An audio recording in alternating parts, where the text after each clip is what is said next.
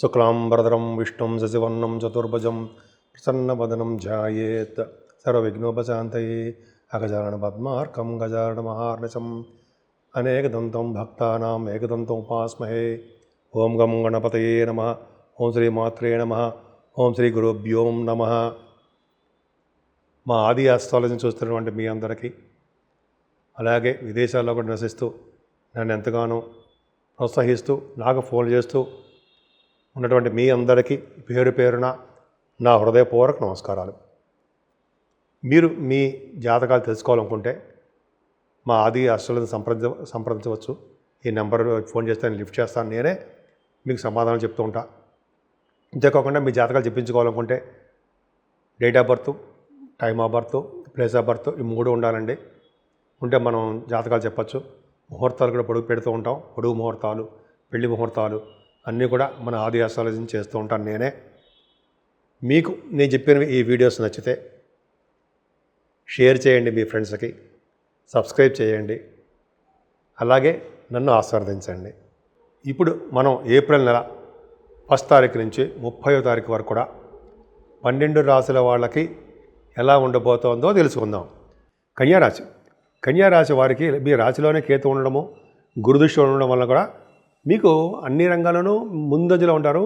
ఎదుటి వాళ్ళకి హెల్ప్ చేసే తత్వంలో మీరు ఉంటారు. కన్యారాశి వారు గురుదృష్టి ఉండడం వల్ల ప్రతి రంగంలోనూ ముందంజలో ఉంటూ తెలివిగా ఆనందంగా ఉండడమే కాకుండా ధన విషయంలో ఏమాత్రం ఇబ్బంది పడరు.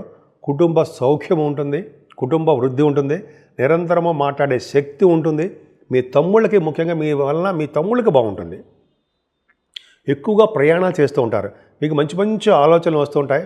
వాటిని కార్యరూపంలో దాచేస్తూ ఉంటారు. అంటే కార్యరూపం అంటే అదే దానికి సక్సెస్ చేసేస్తూ ఉంటారు, దాన్ని అమలుపరుస్తూ ఉంటారు.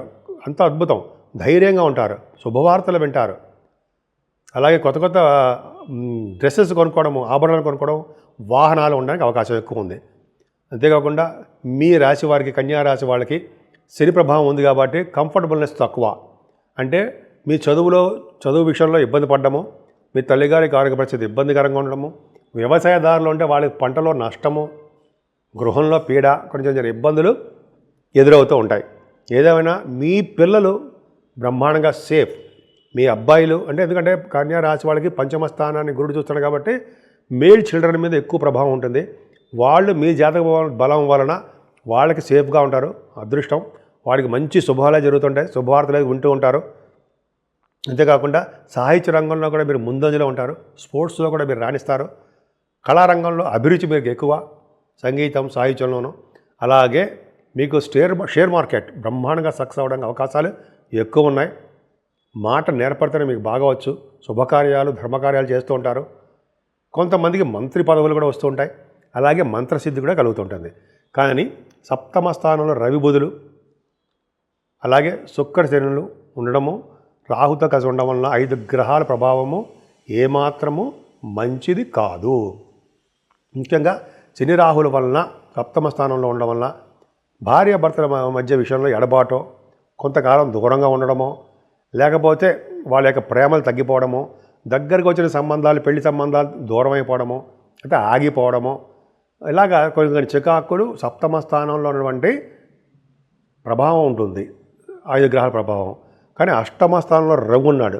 అష్టమ స్థానంలో రవి ఉన్నాడంటే స్త్రీల ద్వారా, ఆడవాళ్ళ ద్వారా ధనప్రాప్తి, ఆయుర్దాయం ఎక్కువ.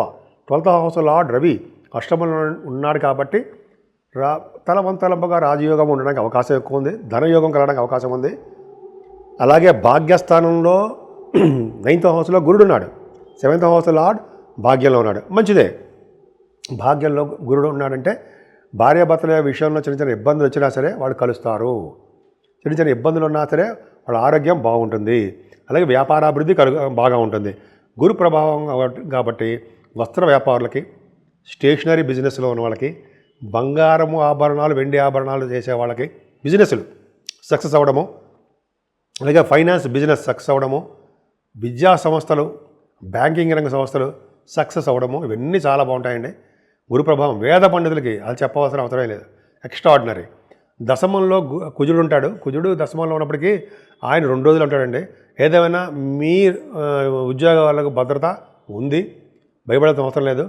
కానీ కాకపోతే కష్టపడవలసి వస్తుంది. మీరు కష్టపడితే కానీ ఇది కూడా సక్సెస్ కాలేరు. కానీ మీ అష్టమ స్థానాధిపతి అంటే కుజుడు కూడా నీచలో ఉన్నాడు. అంటే ఏంటి, మీకు అనారోగ్య సమస్యలు రావడానికి అవకాశాలు ఉన్నాయి కన్యా రాశి వాళ్ళకి. కాబట్టి మీ ఆరోగ్యం జాగ్రత్తగా చూసుకుంటూ పరుషంగా మాట్లాడకుండా మాట పొదుపుతో ఉండడం వలన స్నేహితులు, బంధువులు, అలాగే భార్యాభర్తల యొక్క అనురాగాన్ని మీరు సంపాదించుకుంటారు. కాబట్టి కన్యా రాశి వాళ్ళు చెప్పాల్సిన సూచన అదనమాట. 11వ భావం ఉన్నాడు, కుజుడు ఉన్నాడు కాబట్టి, అది కూడా 3వ తరగతి నుంచి వస్తున్నాడు కాబట్టి రియల్ ఎస్టేట్ రంగంలో భూముల విషయంలో అంత బ్రహ్మాండంగా సక్సెస్ కారు, లాసులు వస్తాయి. కాబట్టి కొద్దిగా జాగ్రత్తగా ఉండవలసి వస్తుంది, జాగ్రత్తగా ఉండాలి. ఏదైనా సప్తమ స్థానంలో ఉన్నటువంటి గ్రహాలు 4-5 గ్రహాలు మీకు అంత అనుకూలంగా లేవు. లాభస్థానంలో కుజుడు కూడా బాగాలేదు. ఒక్క గురు బలం వలన మాత్రమే మీరు నెగ్గుకు రాగలరు. ఏదేమైనా మీ రాశి వాళ్ళు పూజించవలసిన దేవుడు సుబ్రహ్మణ్యుడు. సుబ్రహ్మణ్యేశ్వర స్వామి ఆరాధన, అలాగే అమ్మవారి యొక్క పూజలు చేసుకోవడం వలన, నిరంతరము వెంకటేశ్వర స్వామికి తులసిమాల సమర్పించడం వలన, ఆయన దర్శనం చేసుకోవడం వలన, శివాభిషేకాలు చేసుకోవడం వలన మీకు ఉన్నటువంటి దోషాలు చాలా మటుకు పరిహారం అయ్యి భార్యాభర్తల విషయంలో కలవడము, అలాగే దగ్గరకు వచ్చే సంబంధాలు సెటిల్ అయిపోవడం కూడా జరగడానికి అవకాశాలు ఎక్కువగా ఉంటాయి. ఈ ఏప్రిల్ నెలలో 12 రాశుల వాళ్ళు చేయదగ్గ పూజలు ఏంటంటే 12 రాశులు అంటే మేషరాశి నుంచి మీనరాశి వరకు కూడా మన ఏప్రిల్ నెలలోనే 6వ తారీఖు శ్రీరామనవమి. అద్భుతం. శ్రీరామచంద్రుడు, భద్రాద్రి రాముడు, అలాగే ఒంటిమిట్ట కోదండ స్వామి కళ్యాణాలు ఈ ఏప్రిల్ నెలలోనే జరగబోతున్నాయండి. మనం అందరం కూడా శ్రీరామచంద్రుడి యొక్క కృపకి మనం పాత్రలవుదాం. ఆ రోజు కళ్యాణం, శ్రీరామచంద్రుడి యొక్క కళ్యాణం చేయించుకోవడము, శ్రీరామచంద్రుడి యొక్క దర్శనం చేసుకోవడము, వీలుంటే భద్రాచలం వెళ్ళడము, లేకపోతే మన ఇళ్లలోనే మన టీవీలో చూస్తూ ఉంటాం. అలాగే మన ఊళ్ళో కూడా శ్రీరామచంద్రుని కళ్యాణం చేయించుకోవడము, శ్రీరామచంద్రుని ఆరాధించడం ఎంతో అదృష్టం ఉండాలండి, ఉంటుంది. ఎవరైతే శ్రీరామచంద్రుడి కళ్యాణం చేయించుకుంటారో వాళ్ళకి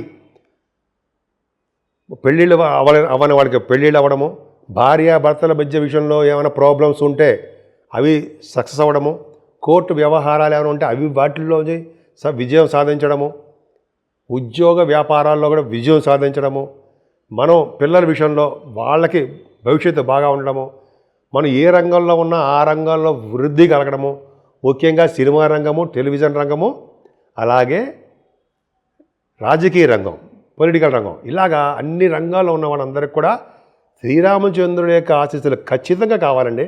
శ్రీరాముడు, అమ్మవారు సీతాదేవి, లక్ష్మణస్వామి, భరత శత్రుఘ్నులు వీళ్ళందరి యొక్క ప్రభావం మనమే ఉండాలి. సో ఏమాత్రము మనకు మీకు అవకాశం ఉన్నా 6వ తారీఖుని స్వామివారి యొక్క దర్శనము, స్వామివారి యొక్క కళ్యాణాలు మన ఊళ్ళోనే ఉంటాయి. అలాగే పానకము, వడపప్పు విశేషం ఉందండి. పానకం, వడపప్పు ఎవరైతే చేయిస్తారో శ్రీరామచంద్రుడికి వాళ్ళ భార్యాభర్తల యొక్క అన్యోన్య దాంపత్యము ఉంటుంది అని శాస్త్రం చెప్తోంది. సో ఈ విధంగా మనం శ్రీరామచంద్రుడిని కొలుద్దాము. అలాగే సంకటహర చతుర్థి కూడా ఉందండి ఈ నెలలో కూడానే. అద్భుతమైన పండుగలు చాలా ఉన్నాయి. మనం ముఖ్యంగా శ్రీరామచంద్రుడిని మనం కొలుద్దాం. ఒంటిమిట్ట శ్రీరామచంద్రుడు కళ్యాణం ఎంతో అద్భుతం అండి. ఆయన కూడా కొలుద్దాం. శ్రీరామచంద్రుడిని ఎక్కడున్నా సరే రామ రామ రామ అంటే ఎన్నో పాపాలు పోతాయని మనం చాలా గురువుగారు చెప్తుంటారు కదండి. సో ఈ నెల మొత్తం కూడా శ్రీరామచంద్రుడిని కొలుస్తూ శ్రీరామచంద్రుడే మనం నిలవెల్లా ఆయన్ని పూజిస్తూ ఆయనకు కావాల్సినటువంటి మన సపరీలు చేసుకుంటూ స్వామివారి యొక్క ఆశీస్సులకి ఆయనకి కృపకి మనం పాత్రలవుదాం. మీ అందరికీ కూడా ఈ చూస్తున్న మీ టీవీ మన టీవీ అంటే మన ఆది అస్ట్రాలజీ చూస్తున్నటువంటి మీ అందరికీ కూడా ఈ నెల మొత్తం కూడా శుభాలు చేకూరాలని, విదేశాల్లో ఉన్న వాళ్ళకు కూడా మంచి జరగాలని, ముఖ్యంగా మీ ఉద్యోగ భద్రత ఉండాలని, సాఫ్ట్వేర్ రంగ ఉద్యోగస్తులు కానీ ఏ రంగంలో ఉన్నా సరే వాళ్ళకి, అలాగే వ్యాపారస్తులకి చాలా బాగుండాలని, దినదిన ప్రవర్ధమానం అవుతూ ఉండాలని, సినిమా రంగంలోనూ టెలివిజన్ రంగంలో ఉన్న వాళ్ళందరూ కూడా ఎప్పుడూ ఆనందంగా ఉండాలని, ప్రజాసేవ చేసుకుని పునీతులు అవ్వాలని, అలాగే శ్రీరామచంద్రుడిని మనం నిలువెల్లా కొలుస్తూ రాముల వారికి అలాగే శ్రీరామచంద్రుడి వారికి ఆయన కొలుస్తూ మనం మర్చిపోకుండా ఉండవలసిన దేవుడు ఆంజనేయ స్వామి. ఆంజనేయ స్వామిని నిరంతరం పూజించడం వలన శ్రీరామచంద్రుడి యొక్క కరుణా కటాక్షాలు మనకు కలగాలంటే ఆంజనేయ స్వామిని పట్టుకోవాలంటారు. సో ఈ విధంగా మనం అందరినీ శ్రీరామచంద్రుడిని ఆంజనేయ స్వామిని పూజిస్తూ ఈ నెల మొత్తం కూడా అద్భుతమైన ఫలితాలు కలగాలని, మనందరికీ కలుగుతాయని, అందరూ కూడా మంచి సుఖ సంతోషాలతోటి ఆయురారోగ్యాలతో ఉండాలని నేను మనస్ఫూర్తిగా కోరుకుంటున్నాను.